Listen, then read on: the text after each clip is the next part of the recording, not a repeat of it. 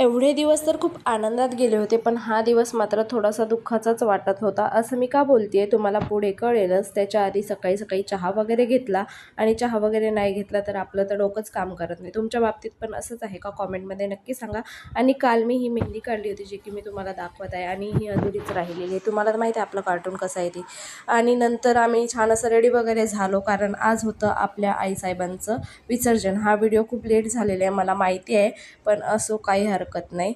आणि नंतर आम्ही आईसाहेबांची माफी वगैरे मागितली आणि जो दिवस सर्वांना नको नकोसा वाटतो तोच दिवस आज आला आहे. आणि पुन्हा आपल्याला वर्षभर आईसाहेबांची वाट बघावी लागणार. आणि ही पिल्लू बघा, हिचं पण मधात असं काहीतरी चालू होतं.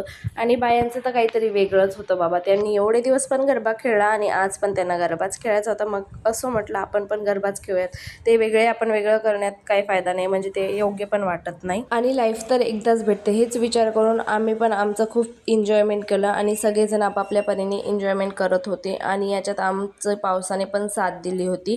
आणि मी पण कोणाचा विचार न करता माझं मी एन्जॉय करत होते, कारण लोकांचा जर विचार केला तर लोक तर जगू पण देत नाही आणि मरू पण देत नाही. त्यामुळेच आपण आपलं मस्त राहायचं, लोकांचा विचार करायचा नाही, बिनधास्त जगायचं. आणि जर तुम्हाला माझे व्हिडिओज आवडत असतील तर लाईक, सबस्क्राईब आणि शेअर करायला विसरू नका बरं का. आणि ही होती माता राणीची शेवटची आरती आणि असं काही माता राणीचं विसर्जन झालं होतं. तर चला भेटूया नेक्स्ट व्हिडिओमध्ये. बाय.